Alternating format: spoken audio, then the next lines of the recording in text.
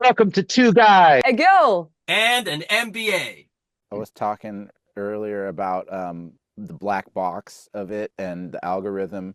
I had a few examples of that. Like, okay, so I do stock option trading. So there's something called margin buying power. It's basically how much they're going to loan me. And it goes up and down every moment, based on the interest rate in the market, based on my positions, if they're going up or down, based on the risk factor, of my risk profile. I don't know what else is going into to make their secret sauce, but I get them on the chat. I said, why is my margin buying power down? Why is it up? They can't tell me.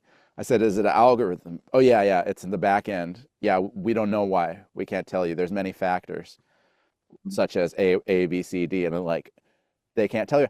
And it brings up, liability issues like, okay, what if you're doing insurance policies for people and, somebody gets a higher, premium that they have to pay than someone else, and you can't tell them why. How are they supposed to know it's not because they're being discriminated against or because they're a woman or because, whatever? Like it's I don't know if you read. the programmers themselves can't tell you. That's, yeah. So let's segue into that into Tesla cars, right? Okay. They're measuring they're measuring every piece of data, and there's this conversation. If that data, let's say you're driving, but you sway a little this way, you sway a little, and then they capture that data, and that data is put in AI and sold to an insurance company. An insurance company uses that data to say you're a higher risk than somebody else, even though the external data doesn't show anything.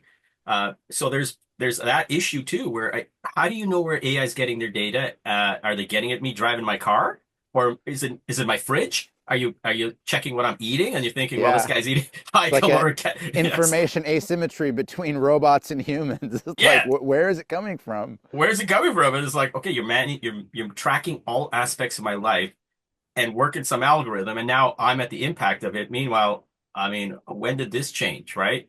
How And did it become a risk? and the AI makes mistakes. Like, okay, I was doing some research looking at, PhD programs and cost of living and et cetera. It's amazing. The GPT can make the table for you and you say, add a column with the school rankings. 1 second later, it does it. Okay, add a column with the weather. There you go. Add a column with the average rent in the area. Okay. When it came to cost of living, it got it wrong. You have to be real specific with your questions. It gave me some cost of living numbers for various countries in Europe I was looking at. And when I put it to my peer group, they said, those numbers are low. And I asked the question to the AI a different way. I said, okay, what about for a family? And it was like 3 or 4 times the price. I'm like, okay, so we don't really know. Like I can see that mistake because I got feedback from other people, but I didn't even see the issue with it. I had to get feedback from a peer group to then tell me that the AI was screwing up.